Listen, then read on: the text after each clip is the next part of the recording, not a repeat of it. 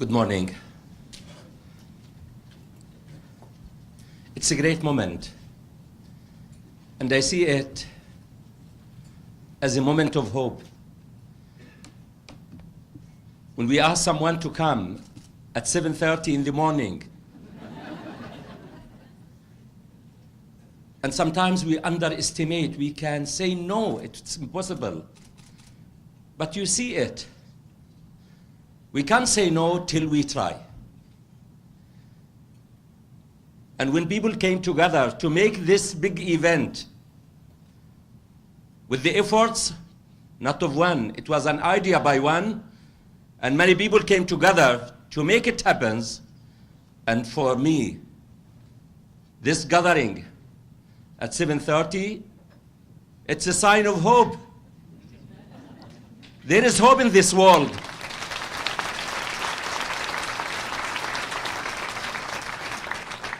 So we need to believe in ourselves, to have faith, but to take action and to do. We as people coming here today from different colors, it proves to me what I learned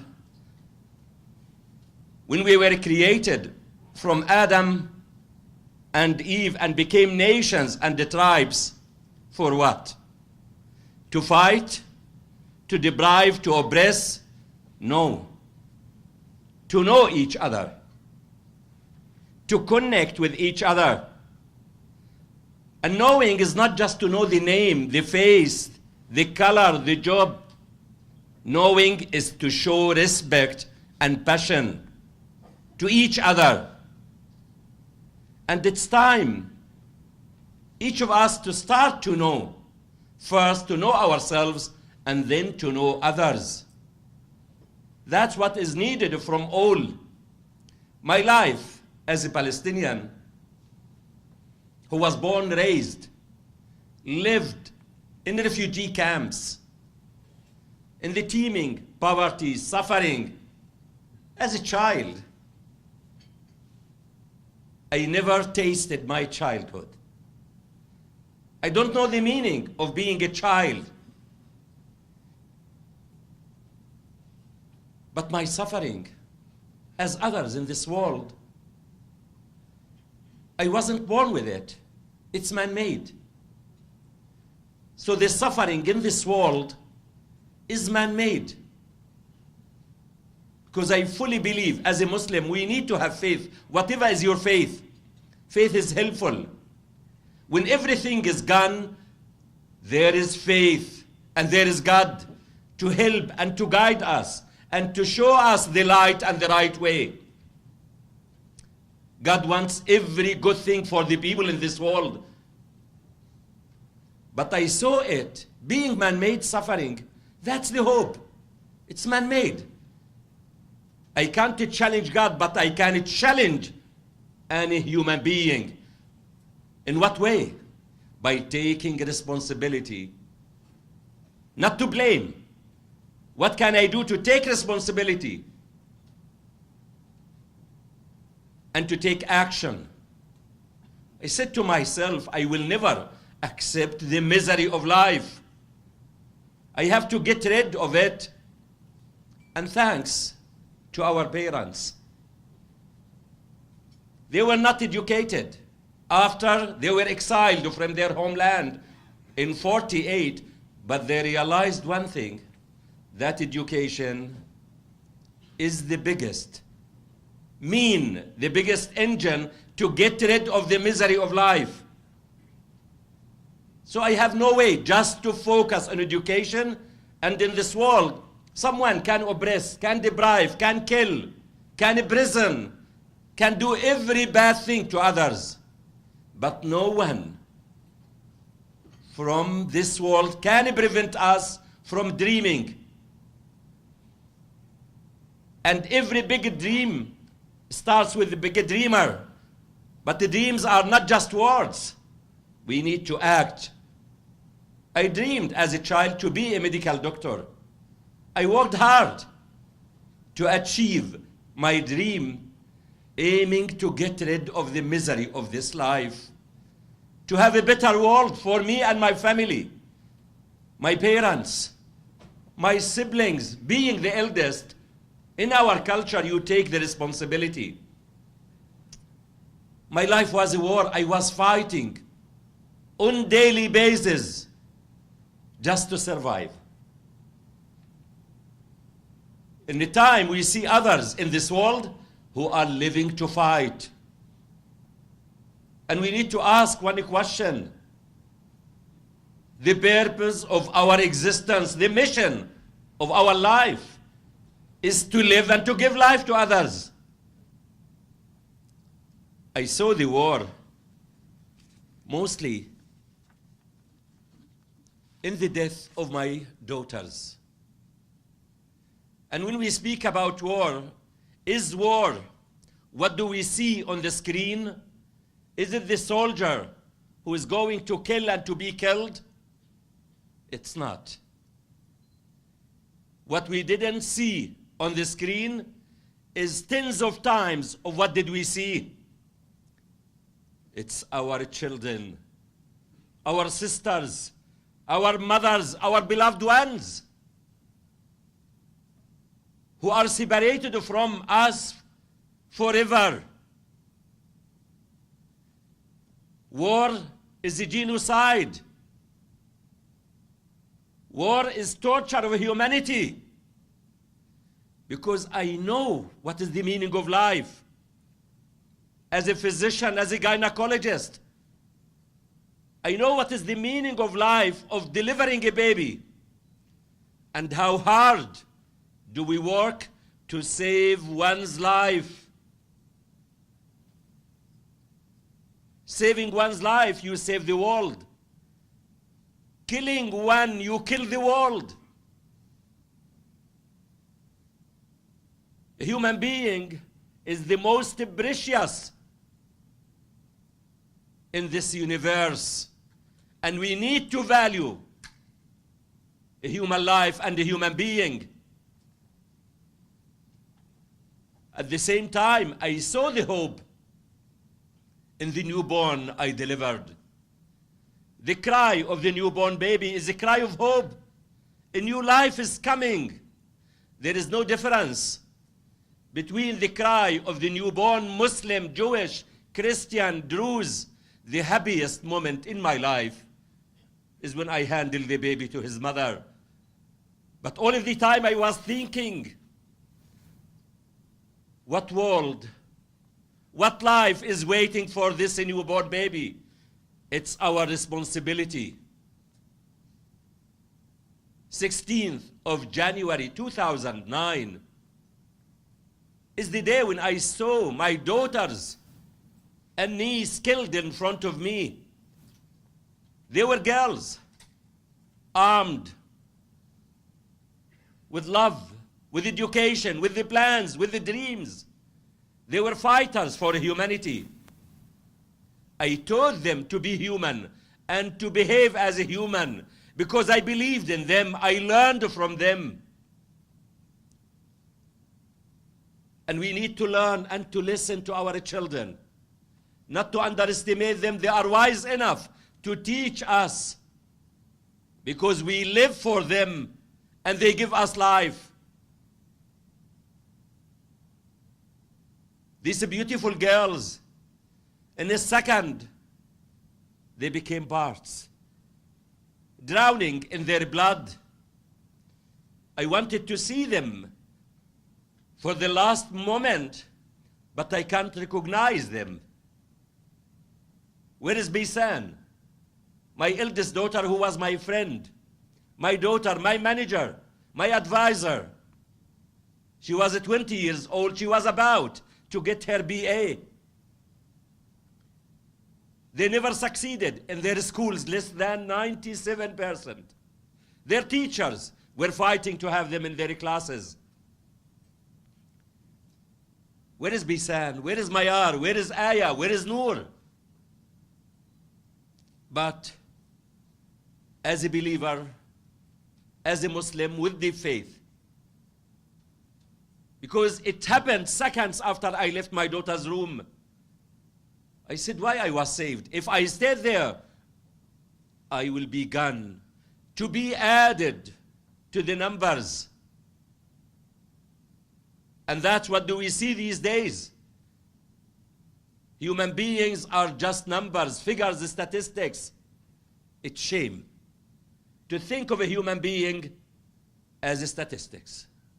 These people, they have names, they have faces, they have plans, they have parents, they have dreams. And we need to give them the right title. And since that moment, I swore to God, because I am accountable in my life to God and to my daughters who move with me, who ask me, what did you do for us? From here, say to them, I will never give up or forget you. You will be kept alive because they are alive.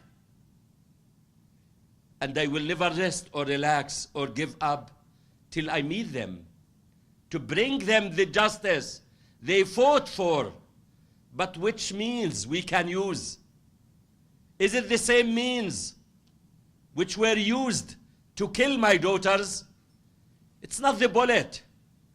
The bullet kills once. But we all have a stronger means. It's the wisdom we all blessed to have. It's the kind, courageous, strong words. The words that we can say in time, not after time, and the good deeds. And that's why I am living for my daughters. And I learned from them. Bisan alone was the first Palestinian girl to send to peace camps. When she came back, she said to me at the age of 14, I found out how similar are we as Muslims, as Jewish, as Christians. We are similar. Our children, they found out, and we insert the divide. So we need to discover ourselves. At the same time, she said, to meet violence with violence doesn't solve any problem. There is an alternative way to use. I was the first Palestinian doctor to practice medicine in an Israeli hospital. I started it because I believed in it. From early 90s, when the Israelis used to see Palestinians as workers, as servants serving them, it's time to see Palestinians as a human. And medicine and health has one face. It has one culture, one value. It's a human face. There is no difference between any patient inside the borders of the hospital. All of them are equal. All of them are similar. The only difference is the diagnosis and the disease. So we need to practice. What do we practice inside the hospital? Medicine as education is a human equalizer and destabilizer. So we need to use medicine, health, and education, and the human relations to stabilize and connect all of us together, to bring all of us together. When I wrote my book, I Shall Not Hate, because the people were expecting me to hate. They were expecting me to be drowning in hate. Is it the right way to bring my daughters justice? With hatred, which for me is the chronic self-destructive disease To whom? To the one who carries it. It's cancer, which wastes and eats the one who carries this disease. It's a fire, which burns the one who carries it. Hatred doesn't go beyond the one who carries it. So instead of that, focus on yourself to be strong, to be healthy, not to be stranded. You need to be lighter, not to be heavy, sinking deeper. You need to move faster, forward, in order to challenge the perpetrator and to learn the lessons from what happened. That's what is needed from all of us. The antidote of hatred and revenge is success. To succeed, to get rid of being a victim. Don't accept in life to be a victim more than once. And in life we experience challenges, tragedies, and if each of us wants to keep stranded in that situation and no one will move, this world will be endemic with hatred. It will be an ocean of hatred. We need to move forward, faster, stronger, more determined, and not to give up, and not to forget the people we love. As I said, the antidote of hatred and revenge is success. And that's what was proved by my daughter Shada. Shada was 17 years old. At the time of the tragedy, she was studying day and night to be one of the top 10 in Palestine in the high school. And what Shada experienced in 1 year, mountains can't tolerate that. At the start of the school year, she lost her mother of acute leukemia. I thought it's the end of the world, because I fully believe children should be raised with mothers, and the mother is the main pillar in any community. The orphan is not the one who loses the father. The orphan is the one who loses the mother. With the loss of the mother, we lose the big heart, the big incubator, the one who can bring all of us together. I moved forward. Then 16th of January 2009, she lost 3 sisters and niece and was severely wounded. She was treated at the hospital I worked in Tel Aviv. But she didn't give up. She didn't lose the direction or the compass. She was determined, even in the hospital, with the bandages over her eye and her right hand. She said, if I can't read with my right eye, I have my left. If I can't write with my right hand, from tomorrow to bring me papers, pencils, to start practicing with my left hand. I will never give up. I have to go back to achieve and fulfill the dreams of my sisters. She spent 4 months in the hospital. She was discharged. She lost the sight in her right eye, 2 malformed fingers in her right hand. And she did the exam with all the difficulties, because it's a unified, standardized exam for the whole country, from the whole curriculum at the same moment. They don't care what did you pass through. I didn't expect much from Shada, but she did it. And the day where we moved from Palestine to Toronto, they announced the result, and Shada succeeded as nothing happened to her. She succeeded 96%. And what is she doing now? She is about to graduate and to have her degree in electrical and computer engineering from the University of Toronto. That's the challenge. That's what do we need. Life is what we make it. Always has been, always will be. So it's in our hands.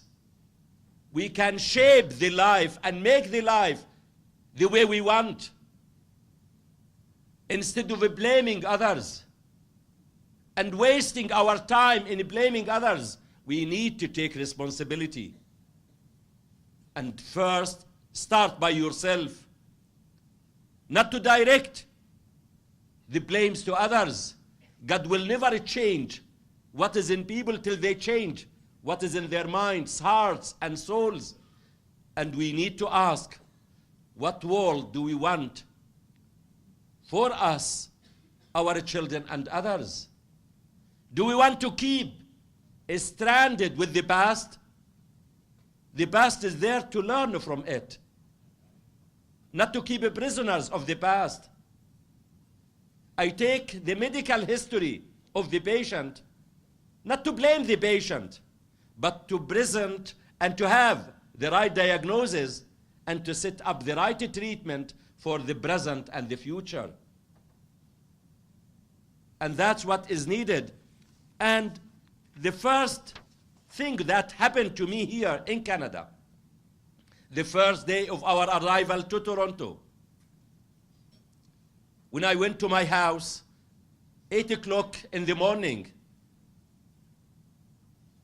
my daughter Rafa, who was 10, I introduced myself to our neighbor. So she asked if they have children.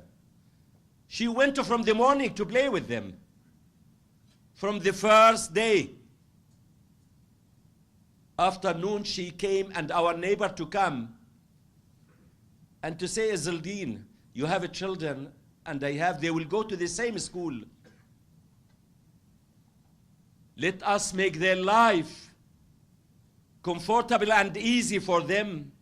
Instead of moving from the front yard, why not to take part of the wooden fence of the backyard so they can connect, to build the bridges? And that's the first day to smash barriers. And that's what is needed from all of us, to smash and overcome these psychological, mental, artificial barriers we created in our minds. It's the fear inside each of us, so we need to overcome it. We need to build a bridge between all of us and each of us.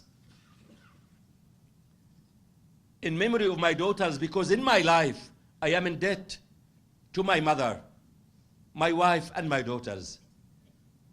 And I fully believe the strongest member in any community is women. And we need, as I learned, if this world wants to endure, it needs two things: truth and justice. But I add to it women's role and women's education. If we want to change this world, women, they don't need to be empowered.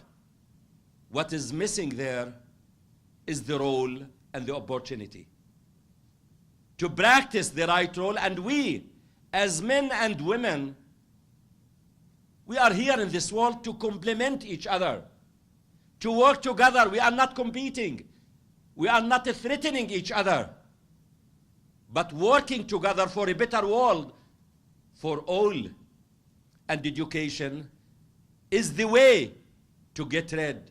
That's why Daughters for Life was established in memory of my daughters, for education of girls and women from the Middle East. Girls who are succeeding from hardship. It's not the biology. I want to see the dreams, the plans fulfilled by other girls. I see in these girls we are supporting. I see in them Bisan, Mayar, Aya, and Noor. And that's the way to keep my daughters alive and to prove that this tragedy is for good. And in every bad thing in life, we see, we experience there is something good. So we need to maximize the good from the bad. Not to keep stranded in that situation And all of the time, in this world which is endemic with violence, with hatred, with fear and injustice, what can we do to get rid of it? We need to ask, if you see someone who is violent, don't blame. Violence and hatred, they are not taught. They are made. They are a result of exposure, as disease, which is a result of exposure to any harm. So if we want to focus and to treat the violence and the disease, we must get rid of the exposure and the causal agent of that. But at the same time, we need to understand that violence crosses barriers, as disease crosses barriers, hatred crosses barriers, and no one is far from risk in this world. We all in this world, more than any time before, we are living and riding the same boat. And it's our boat, it's our world. We must protect it. It's the responsibility of all. As I said, not to underestimate others' actions, and each of us can do something. Not to watch it, or to think we are far, and to remind you of the saying of Martin Niemöller, the German Protestant theologist at the times of the Nazis. He said, they came first. They came first for the communists, and I didn't speak out because I wasn't a communist. Then they came for the trade unionist, and I didn't speak out because I wasn't.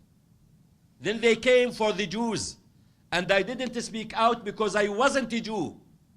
Then they came for the Catholic. He wasn't a Catholic. And I didn't speak out because I wasn't a Catholic. Then they came for me.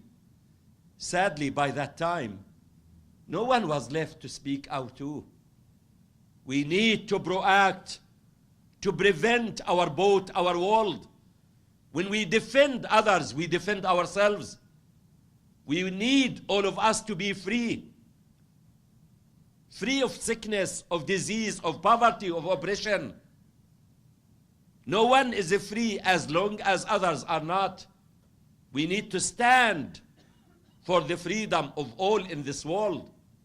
That's the key in this world. And I see it. There is hope in it. My life taught me that nothing is impossible in life. The only impossible thing in life I believe in is to return my daughters back. But I can keep them alive, and I am determined to keep them alive. From Jabalia camp to Cairo University to London to Italy to Belgium to Harvard, every plan I planned, I succeeded to achieve.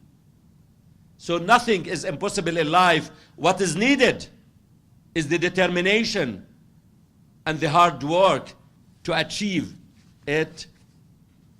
And for those, all of the time, we blame each other. Not to blame, but to ask why. And the story that I like, and it touches me very much, that there is a story many years ago of an elementary teacher. Her name was Miss Thompson, and as she stood in front of her fifth grade class on the very first day of school, she told the children as a lie, like most teachers. She looked at her students and said that she loved them all the same. But that was impossible, because there in the front row, slumped in his seat, was a little boy named Teddy. Miss Thompson had watched Teddy the year before and noticed that he didn't play well with the other children, that his clothes were messy, and that he constantly needed a bath. And Teddy could be unpleasant. It got to the point where Miss Thompson would actually take delight in marking his papers with a broad red pen, making bold X's, and then putting big F at the top of his papers. At the school where Miss Thompson taught, she was required to review each child's past records, and she put Teddy's off until the last. However, when she reviewed his file, she was in for a surprise. Teddy's first grade teacher wrote, "Teddy's a bright child with a ready laugh. He does his work neatly and has good manners. He's a joy to be around." His second grade teacher wrote, "Teddy is an excellent student, well liked by his classmates, but he is troubled because his mother has a terminal illness and life at home must be a struggle." His third grade teacher wrote, "His mother's death has been hard on him. He tries to do his best, but his father doesn't show much interest, and his home life will soon affect him if some steps are not taken." Teddy's fourth grade teacher wrote, "Teddy is withdrawn and does not show much interest in school. He does not have many friends and sometimes sleeps in the class." By now, Miss Thompson realized the problem, and she was ashamed of herself. She felt even worse when her students brought her Christmas presents wrapped in beautiful ribbons and bright paper, except for Teddy's. His present was clumsily wrapped in the heavy brown paper that he got from a grocery bag. Miss Thompson took pains to open in the middle of the other presents. Some of the children started to laugh when she found a rhinestone bracelet with some of the stones missing, and the bottle that was 1/4 full of perfume. But she stifled the children's laughter when she exclaimed how pretty the bracelet was, putting it on and dabbing some of the perfume on her wrist. Teddy stayed after the school that day just long enough to say, "Miss Thompson, today you smelled just like my mom used to." After the children left, she cried for at least an hour. On that very day, she quit. She quit teaching, reading, and writing arithmetic. Instead, she began to teach children, to teach a human being, to feel them. Miss Thompson paid particular attention to Teddy as she worked with him. His mind seemed to come alive. The more she encouraged him, the faster he responded. By the end of the year, Teddy had become one of the smartest children in the class. And despite her lie that she would love all the children the same, Teddy became one of her teacher's pets. A year later, she found a note under her door telling her that she was still the best teacher he ever had. 6 years later, she got another note. He then wrote that he had finished high school, third in his class, and she was still the best teacher he has. 4 years after, she got another letter saying that while things have been tough at times, he had stayed in school. He stuck with it and would soon graduate from college with the highest of honors. Another 4 years passed, and yet another letter came. This time, he explained that after he got his bachelor's degree, he decided to go a little further. The letter explained that she was She was still the best teacher, but now his name was a little longer. Teddy Stoddard, MD. The story doesn't end there. There was yet another letter that spring. Teddy said he had met this girl and was going to be married. He explained that his father had died a couple of years ago, and he was wondering if Miss Thompson might agree to sit in the place at the wedding that was actually reserved for the mother of the groom. Of course, Miss Thompson did. She wore that bracelet, the one with several rhinestones missing, and she made sure she was wearing the perfume that Teddy remembered his mother wearing on their last Christmas together. They hugged each other, and Dr.